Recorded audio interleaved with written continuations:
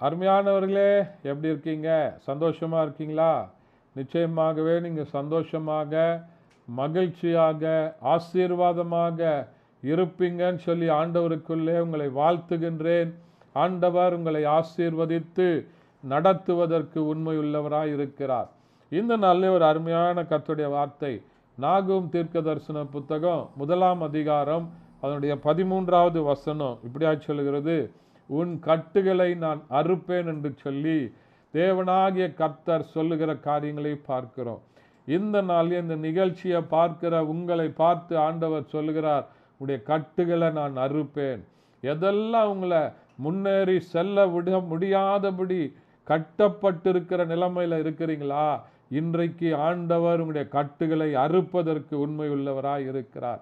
ஒருவேளை பொருளாதாரத்தில் முன்னேறி செல்ல முடியாதபடி கட்டப்பட்ட நிலைமையில் இருக்கிறீங்களா?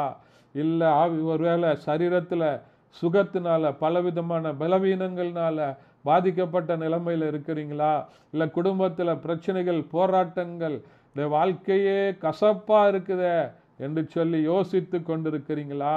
இன்றைக்கு ஆண்டவர் உங்களை பார்த்து சொல்கிறார், உடைய கட்டுகளை நான் அறுப்பேன் என்று சொல்லி. அன்றைக்கு பவுலும் சீலாவும் கட்டப்பட்டவர்களாக சிறைச்சாலையில் தொழுமரத்தில் தொங்கிக் கொண்டிருந்த போது தேவனை பாடி துதித்தார்கள் என்று சொல்லி பார்க்கிறோம். அவர்கள் ஆண்டவரை பாடி துதித்த போது அங்கே ஒரு அற்புதம் நடைபெற்றது. அதே ஆண்டவர் இந்த கட்டுகள் எல்லாம் உங்கள் வாழ்க்கையில் இந்த நாள் அறுக்க போகிறார். ஆண்டவருடைய நாமத்தை மகிமைப்படுத்தி பாடி கர்த்தரை துதிக்க ஆரம்பிங்க. துதிக்கும் போது எரிகோ கோட்டைகள் தகர்ந்து விழுந்தது என்று சொல்லி பார்க்கிறோம். கட்டுகள் அறுக்கப்பட்டது என்று சொல்லி வேதத்தில் பார்க்கிறோம். அதே போல உங்களுடைய வாழ்க்கையில ஆண்டவரை துதிக்கிற அனுபவத்துக்குள்ள ஆண்டவருடைய நாமத்தை நீங்க மகிமைப்படுத்தும் போது வாழ்க்கையில் இருக்கிற எல்லா கட்டுகளையும் ஆண்டவர் அறுப்பதற்கு அவர் உண்மையுள்ளவராய் இருக்கிறார். ஜெபிக்கலாமா? பரிசுத்த பிதாவே, உம்மை துதிக்கிறோம், உம்மை ஸ்தோத்தரிக்கிறப்பா. இந்த வசனத்தை கேட்கிற ஒவ்வொரு பிள்ளையுடைய வாழ்க்கையிலும் காணப்படுகிற கட்டுகளை அறுப்பீராக.